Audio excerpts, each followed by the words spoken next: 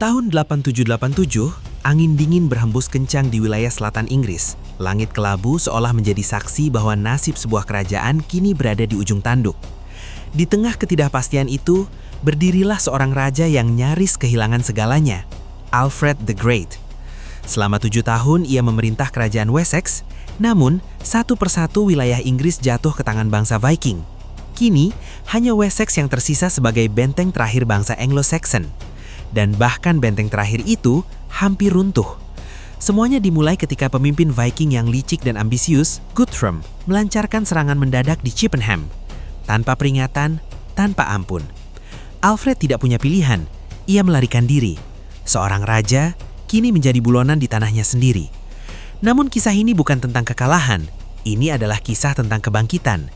Setelah berbulan-bulan bersembunyi di rawa-rawa Somerset, tempat yang sunyi, penuh lumpur dan jauh dari kemewahan istana, Alfred mulai menyusun kembali kekuatannya. Sementara itu, Guthrum tidak tinggal diam. Ia menguasai wilayah demi wilayah, menjarah desa, dan mencoba menarik para bangsawan Wessex ke pihaknya. Beberapa bahkan berkhianat, berharap mendapatkan kekuasaan di bawah perlindungan Viking. Banyak orang percaya Wessex sudah tamat, namun mereka salah. Karena di balik rawa-rawa itu, Alfred sedang membangun sesuatu yang lebih besar. Harapan. Harapan itu mulai terlihat ketika seorang bangsawan setia berhasil mengalahkan pasukan Viking lain yang datang dari barat. Kemenangan kecil, tapi cukup untuk menyalakan kembali semangat perlawanan. Alfred pun mulai bergerak. Ia tidak langsung menghadapi musuh secara terbuka. Sebaliknya, ia menggunakan strategi gerilya, menyerang secara tiba-tiba, menghancurkan jalur suplai dan mengganggu pasukan Viking sedikit demi sedikit.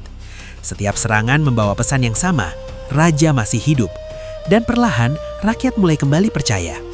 Hingga akhirnya, pada awal Mei 878, Alfred merasa waktunya telah tiba. Ia keluar dari persembunyiannya.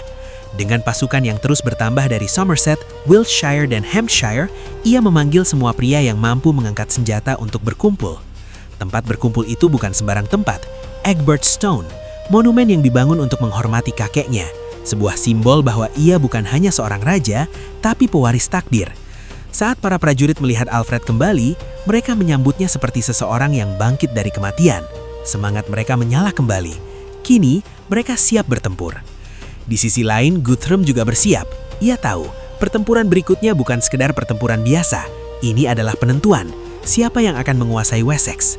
Pertemuan itu akhirnya terjadi di sebuah tempat bernama Battle of Edington. Pagi hari yang sunyi berubah menjadi medan perang yang penuh teriakan dan dentuman senjata. Dua pasukan berdiri berhadapan. Jumlah mereka hampir seimbang, sekitar 2.000 hingga 3.000 prajurit di masing-masing sisi. Alfred memerintahkan pasukannya membentuk dinding perisai, formasi khas Anglo-Saxon. Perisai-perisai saling terkunci, membentuk benteng hidup yang sulit ditembus. Ketika jarak semakin dekat, panah mulai berterbangan, tombak meluncur menembus udara, dan kemudian tabrakan. Pasukan Viking menyerang dengan brutal. Kapak dan pedang menghantam perisai, mencoba memecah pertahanan. Pertempuran berlangsung berjam-jam, darah mengalir, teriakan menggema, dan di garis depan, Alfred bertarung bersama prajuritnya, bukan sebagai raja yang memberi perintah dari belakang, tapi sebagai pemimpin yang ikut berjuang. Namun pada akhirnya disiplin pasukan Alfred mulai menunjukkan hasil. Dinding perisai mereka tetap kokoh, sementara pasukan Viking mulai kelelahan. Dan ketika celah mulai terbuka, Guthrum menyadari satu hal, ia kalah. Ia memerintahkan mundur, pasukan Viking melarikan diri menuju Chippenham. Namun Alfred tidak memberi mereka waktu untuk bernapas. Ia mengejar tanpa henti, hingga akhirnya pasukan Guthrum terjebak di dalam kota, dikelilingi sungai dan pasukan musuh. Tidak ada jalan keluar.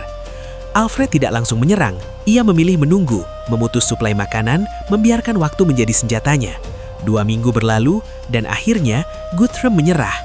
Namun keputusan Alfred berikutnya justru menjadi momen paling mengejutkan. Ia tidak membunuh Guthrum, ia tidak menghancurkan seluruh pasukan Viking. Sebaliknya, ia menawarkan perdamaian. Perjanjian damai pun ditandatangani, dikenal sebagai Perjanjian Wedmore. Guthrum kembali ke wilayah timur dan memerintah di sana, sementara Alfred berhasil menyelamatkan Wessex. Kemenangan ini bukan soal satu pertempuran, ini adalah titik balik sejarah. Jika Alfred kalah hari itu, kemungkinan besar seluruh Inggris akan jatuh ke tangan Viking.